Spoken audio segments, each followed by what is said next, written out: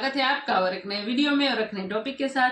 हाथ जोड़ जान की भीख मांग रहे, भाईचारा निभाना पड़ा महंगा, अब घर में कैद रहना पड़ रहा है। तो चलिए दोस्तों वीडियो देखते हैं, आशा करें कि पसंद आएगा। रोस्टेड वीडियो है तो उसको मजाक मस्ती के तौर पे जरूर लीजिएगा और अच्छी लगे तो लाइक और शेयर जरूर से कीजिएगा। चैनल पर पहली बार है, सब्सक्राइब नहीं किया तो सब्सक्राइब जरूर से। चलिए स्टार्ट। मैं ढूंढने को जमाने में जब खुदा निकला, पता चला कि वहाँ भी मंदिर निकला।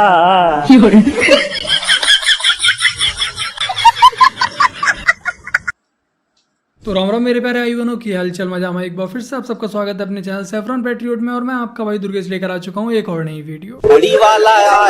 रुक रुक रुक, हाँ भाई पूरा करकट बल्ला है। पूरा करकट नहीं है भाई, इसमें हमारी बिरादरी वाले आदमी हैं। काय को वो मानने को तैयार ही नहीं है, हमारे बाप दादा हिंदू हैं। अच्छा, अयोध्या के मंदिर चलने को राजी नहीं थे। मैंने कहा चलो बैठो इसमें, तुम्हें छोड़ के आता हूँ कूड़े घर में। सावास सावास अब्दुल, ले पैसा ले जा, मिठाई उठाई खा लीजिए तू। क्या बात कर दी तेने अब्दुल, ले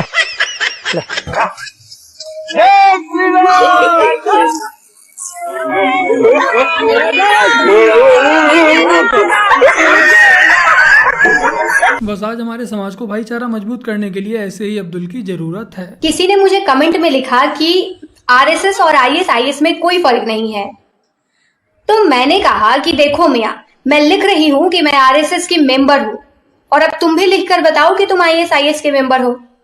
फर्क बहुत जल्द मालूम पड़ जाएगा। बहुत से सेकुलर हिंदू भाई स्पेशली चमचों की ये खुजली रहती है कि आरएसएस और आईएसआईएस एक ही हैं, तो कृपया करके एक बार आप खुद से ये ट्राई कर लेना, आपको जो अंतर है वो तुरंत ही पता लग जाएगा। राहुल नीतीश कुमार, राहुल गांधी, केजरीवाल के और वो अखिलेश यादव, मैं बताऊं, सुनो भाई, सपने सजाए बैठे हैं सुहाग रात के, सपने सजाए बैठे हैं सुहाग रात के, दुल्हन भगा के ले जाएंगे दोनों ने गुजरात के।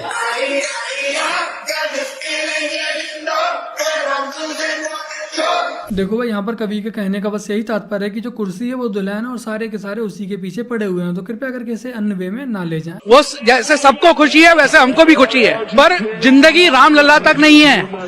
रुको जरा, सबर करो। राम लल्ला तक सिर्फ जिंदगी नहीं है, राम लल्ला ही जिंदगी है। ये जब डेथ करेंगे, जब मृत्यु होगा इनका, तो राम नाम सत्य नहीं बोला जाएगा। इनके लिए बोला जाएगा पता है क्या, कि इनका मरना साफ था क्योंकि बाबर इनका बाप था। हो सकता है कि आप में से कुछ लोगों को लगे कि अंकल जी ने सही ही तो कहा था कि जिंदगी सिर्फ राम लला तक ही नहीं है, तो एक बार इस बात को किसी और रिलीजन के अनुसार आप देख लीजिएगा, आपको इस बात की गंभीरता का अंदाजा लग जाएगा। क्या कोई मुस्लिम अल्लाह या मोहम्मद के लिए ये बात बोल सकता है? कभी भी नहीं। सोचिए कि आज हम हिंदू अपनी सभ्यता, अपने धर्म को लेकर आज कहाँ जा रहे हैं, और वो लोग सिर्फ और सिर्फ आज एक पंथ के प्रति इतने वफादार हैं। उनके क्या नसबंदी हो गई है? उन्हें भी करना चाहिए शादी, कम से कम 15 बच्चे करना चाहिए उन्हें अपने। कम से कम 15 और क्या, कम से कम 15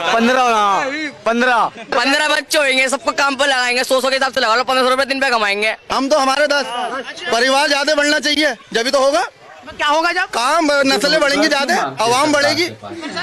एक बात बताइए, चलिए आप अच्छे परिवार से, मैं मानता हूँ आप बढ़िया कमाते हैं, जो नहीं कमाता वो भी 10 क्यों? तो अरे अल्लाह देगा, क्या अल्लाह देने वाला है या कोई नहीं है? ये शरीयत के हिसाब से बिल्कुल मना है हम लोगों में, और वैसे भी हमारे लिए मना है, गुनाह है। देखो उनका विजन एकदम साफ और क्लियर है। आवाम बढ़ाओ, ज्यादा से ज्यादा आबादी बढ़ाओ, जनसंख्या बढ़ाओ और देश पर कब्जा करो, फिर देश को इस्लामिक राष्ट्र बनाओ। सुनो दुश्मनों, हमारा हक छीनकर तुम बार बार बोलते हो राम मंदिर राम मंदिर। हमारी बाबरी मस्जिद जिंदा थी, जिंदा है और जिंदा रहेंगी। बोलो अल्लाह अकबर। रुको जरा, सबर करो। बोला धक्का बुक्की नहीं करने का, आराम से लेने का। हाँ, मंदिर की रक्षा करने के लिए अब इन मुगलों की औलादों में इतना दम नहीं है कि एक कंकड़ फेंक के भी राम मंदिर की तरफ मार दे। मंदिर को तोड़ना तो बहुत दूर की बात है। अभी तो बाबरी को 1992 में मिट्टी में मिलाया था, अगर मंदिर की तरफ आंख उठाकर देखेंगे तो बाबर की औलादों को भी मिट्टी में मिला देंगे। जो लोग राम मंदिर पर रो रहे हैं, अपने कीमती आंसू बहा रहे हैं, आप लोगों से यही कहना है कि कृपया करके अपने अनमोल आंसुओं को बचा कर रखिए। जब मोदी जी 2024 में दोबारा से प्रधानमंत्री बनेंगे, तब आपके ये आंसू काफी काम आने वाले हैं। तो ये जो इस आयोजन में जो पैसा खर्च हो रहा है, सरकारी पैसा, क्या मुख्यमंत्री या भाजपा की सरकार हिंदू धर्म से जुड़े और धर्मों और जो लोग हैं, जैसे दलितों के त्योहार, क्या उस पर भी इस तरह का पैसा खर्च कर सकती है? या सिखों के आयोजन पर भी इस तरह का, जबकि वो कहेंगे कि सिख तो अपने आप बहुत मजबूत कर सकते हैं, लेकिन आप कर सकते हो। या आप जो पिछड़ों के धार्मिक वो हैं या जो महापुरुष हैं उनके आयोजनों पे भी इतना बड़ा इस तरह से सरकारी रिसोर्सेज खर्च कर सकते हो जिस देश में इतने बुरे हालात हों। मैं आपसे जानना चाहता हूं, क्या ये आर्थिक समानता सरकार जो सबका सबके विकास की बात करती है, क्या ये उनपे भी, जैसे मुसलमान भी इस देश का ऐसा वो भी टैक्स देते हैं, तो क्या उनके आयोजन पे इस तरह का पैसा खर्च कर सकते हैं, ईसाइयों के आयोजन पे खर्च कर सकती है? भाई पहली बात, जो दलित भाई हैं वो भी हिंदू ही हैं। फूट डालो, राजनीति करो, अब ये दिन चले गए, ये दिन भूल जाओ। इसीलिए जब भी आप चुनाव में खड़े होते हो तो सिर्फ 1-2 वोट लेकर शांति से बैठ जाते हो। अब इस अज्ञानी से कोई ये पूछिए कि आंध्र प्रदेश के विजयवाड़ा में अम्बेडकर जी की 400 करोड़ रुपए लगाकर मूर्ति बनाई गई, वो भी सरकार ने अपनी जेब से पैसे दिए। हमको उससे कोई भी प्रॉब्लम नहीं है, अच्छी बात है, और ना ही हम उसका रोना धोना रो रहे हैं। बट जिस राम मंदिर की मूर्ख बात कर रहा है, उस राम मंदिर को बनवाने के लिए सरकार ने अपनी जेब से 1 फूटी कौड़ी तक नहीं दी है। वो राम भक्तों ने अपने पैसों से बनवाया, बट उसके बावजूद भी इसकी इतनी क्यों सुलग रही है? जो नकली अम्बेडकरवादी है वो कान खोल के सुन ले कि कभी डॉक्टर अम्बेडकर ने मुसलमानों से समझौता ना किया और ना करने की उनकी नीयत रही है। एक भी मुसलमान भारत में नहीं रहना चाहिए, ये मैं कहना चाहता हूँ। देश में नकली अम्बेडकरवादी घूमते, मुसलमानों को और क्रिश्चियनों को कभी भी नहीं चाहता। जब सही लोग शांत बैठ जाते हैं, मौन धारण कर लेते हैं, तब गलत लोग उनकी जगह पर आकर बैठ जाते हैं। और आज भी यही किया जा रहा है। अम्बेडकर जी का नाम उपयोग करके अपनी गंदी राजनीतिक रोटियां सेकी जा रही हैं, अम्बेडकर जी को बदनाम किया जा रहा है। और आज ऐसे ही इन्हीं फर्जी लोगों की वजह से बौद्ध धर्म को भी लोग गलत समझने लगे हैं। दलित समाज से और बौद्ध समाज से ऐसे लोगों को सामने आना होगा, वरना ये लोग अम्बेडकर जी के नाम पर और बौद्ध धर्म के नाम पर ऐसे ही अपनी गंदी राजनीतिक रोटियां सेकते रहेंगे।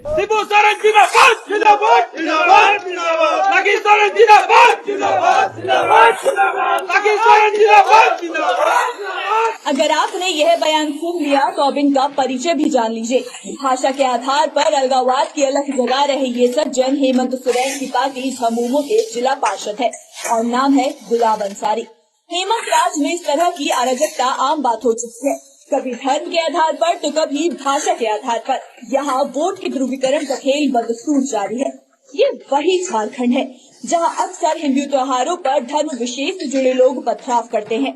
अब में झरिया के होरलाडी में श्री राम की शोभा यात्रा के दौरान हंगामा हो गया और यहाँ के मुखिया हेमंत सोरेन मुंह बधिर बन बैठे रहते हैं। गुलाब अंसारी का यह बयान इस दावे पर मोहर है कि झारखंड अब बांग्लादेशी घुसपैठियों का गढ़ बन चुका है।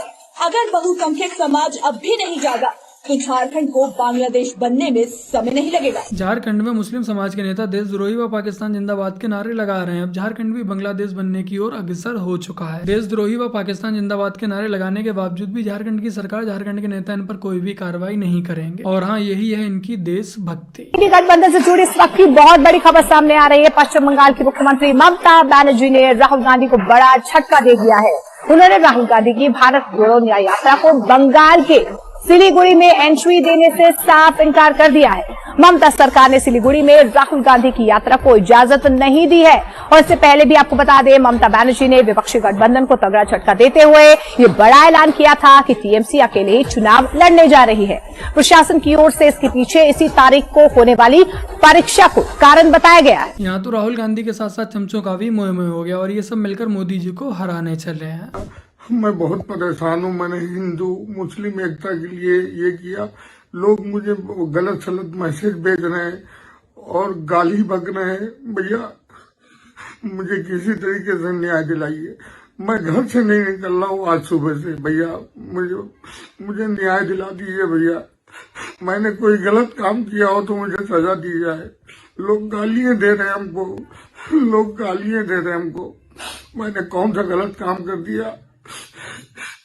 मैं सभी मंत्रियों से गुहार लगा रहा हूँ, मेरे साथ जो भी हो सही किया जाए। मैं घर से नहीं निकल रहा हूँ। इनकी गलती बस इतनी सी थी कि एक मजहबी होने के बावजूद भी 22 तारीख को जब रामलला की प्राण प्रतिष्ठा थी, तब इन्होंने भगवे झंडे बांट दिए थे, सिर्फ और सिर्फ भाईचारा मजबूत करने के लिए। अब इसका नतीजा ये हुआ कि उनके मजहब के लोग ही उनके पीछे पड़े हुए हैं, उन्हें घर से तक बाहर नहीं निकलने दिया जा रहा। तो जो सेकुलर व लिबरल भाई बहन, आप सबसे यही कहना है कि आप किस खेत की मूली हो जब वो अपने ही मजहबी भाई को नहीं छोड़ रहे हैं, उसकी ही जान के दुश्मन बने बैठे हैं। जैसे अयोध्या में श्री राम जी को मिल गया घर, इसी तरीके से मेरा भी घर मैं भी घर आ गया। 10 महीने से हम फंसे हुए थे, उम्मीद नहीं थी, है ना। जब श्री राम जी को जब खबर चलने के बाद मालूम पड़ा, हम भी बहुत इसमें थे कि आपको जब मिल गया है तो मेरे को घर वतन वापसी कराओ। बार बार भगवान राम का आभार जताते शख्स को देखिए, इनका नाम है आफ्ताब शेख, जो पिछले 10 महीनों से सऊदी अरब में फंसे थे। दर दर की ठोकर खा रहे थे, कहीं से घर आने की कोई उम्मीद नहीं दिखी। जिसके बाद आफ्ताब ने प्रभु श्री राम से मन में गुहार लगाई और कहा कि जब आपको घर मिल गया तो मुझे भी मेरे घर वापसी करा दो। और राम ने मेरी प्रार्थना सुन ली और आज रामलला के साथ मेरी भी घर वापसी हो गई है। जैसे अयोध्या में श्री राम जी को मिल गया घर, इसी तरीके से मेरा भी घर मैं भी घर आ गया, है ना। बहुत खुशी हो रही है ना। 10 महीने से हम फंसे हुए थे, उम्मीद नहीं थी, है ना। जब श्री राम जी को जब खबर चलने के बाद मालूम पड़ा तो हम भी बहुत इसमें थे कि आपको जब मिल गया है तो मेरे को ये घर वतन वापसी कराओ। राम सबके हैं भाई की वतन वापसी के साथ साथ घर वापसी भी हो गई। तो बस मेरे प्यारे भाई बहनों, आज की अपनी इस वीडियो में इतना ही। वीडियो को लाइक शेयर कमेंट और अपने इस चैनल को सब्सक्राइब आज से कर लीजिएगा। और यदि आप लोगों ने अपने चैनल द पैट्रियट ऑफिशियल की इस वीडियो को नहीं देखा है तो कृपया करके यहाँ पर क्लिक करके एक बार इस वीडियो को भी बस देखिएगा। ये मेरी गारंटी है कि इस वीडियो को देखने के बाद आपको फुल आनंद आने वाला है। चलिए जल्द मिलते हैं एक और नई वीडियो के साथ, तब तक के लिए जय हिंद, वंदे मातरम, जय श्री राम। थैंक यू दोस्तों, वीडियो को यहाँ तक देखने के लिए। वीडियो में बहुत सारे क्लिप थी जो राम मंदिर के रिलेटेड थी, हिंदू मुस्लिम के रिलेटेड थी, और उसके अलावा एक अब्दुल वाली क्लिप मेरे को बहुत पसंद आई, वो कचरे वाली गाड़ी की। रीजन भाईचारे का। देखो ये होता है तो बहुत ही अच्छी बात है, बाकी नहीं होता तो क्या कर सकते, कुछ नहीं कर सकते भाई।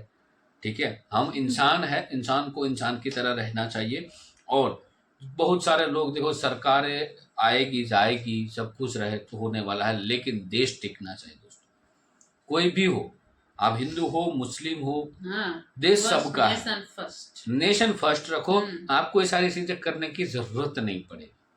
ठीक है, सभी धर्मों को मान दो, सम्मानित रखो भाई, सबका धर्म है। हम हिंदू है, हमारा धर्म भी अच्छा है, जो बाकी धर्म के लोग हैं उनका धर्म भी उसके हिसाब से अच्छा ही है। ठीक है, और ये जो काटने मिटने की, ये बाबर की, ये सब कुछ करने का, ये कोई करने की जरूरत नहीं है। जो सिद्ध सत्य होगी ना वो सत्य ही रहे। उसको फिर कोई मतलब रोक नहीं सकता, इसको कोई रोक भी नहीं सकता, और सत्य को कोई झुका नहीं सकता। ये सत्य है, उससे अधिक और कोई सत्य है ही नहीं पूरे विश्व में।